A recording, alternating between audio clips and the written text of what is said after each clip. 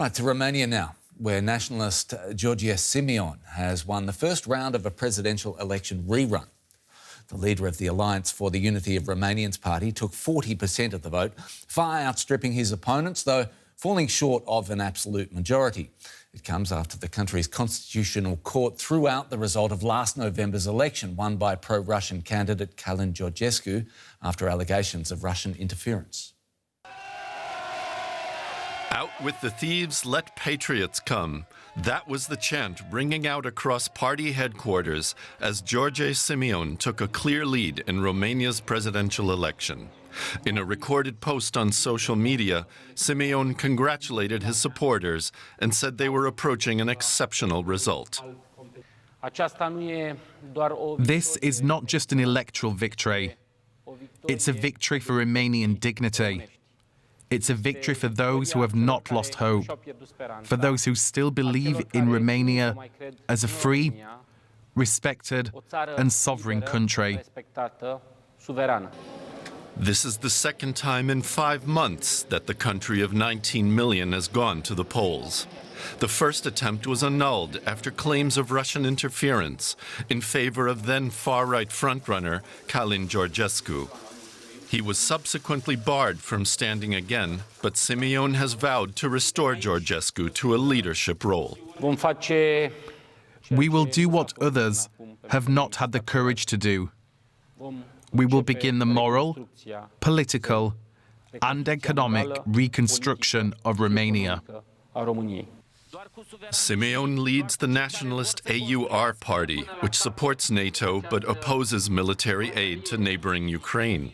He describes himself as more moderate than George-scu, but is also a Eurosceptic and openly pro-Trump.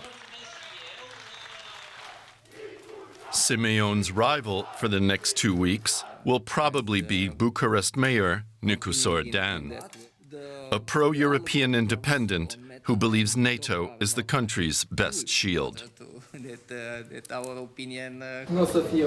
The election won't be a choice between two people. It will be a debate between a pro-Western direction for Romania and an anti-Western direction for Romania. This is what the second round will be about. It is our duty to convince Romanians that Romania needs the pro-Western direction. The runoff vote is due to be held on May 18th.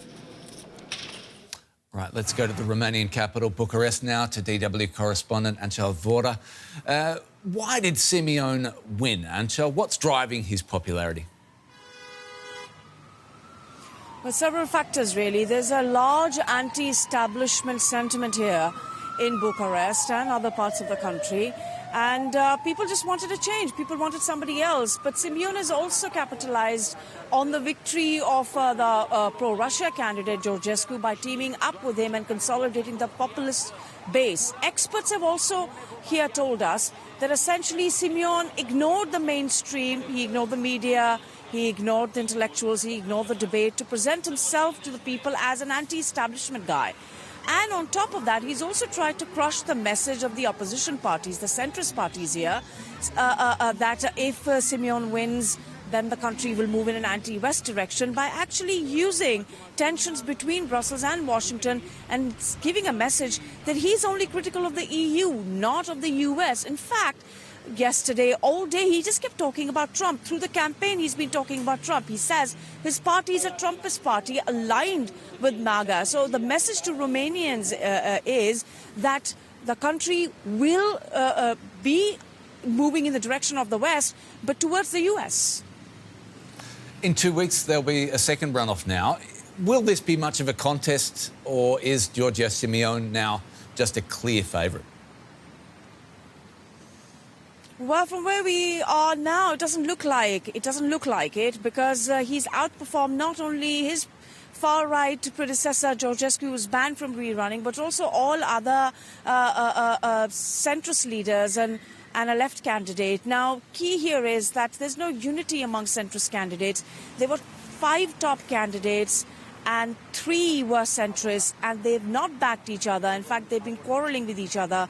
And he's at 40%, and the centrist candidate who's trailing him is at 21%.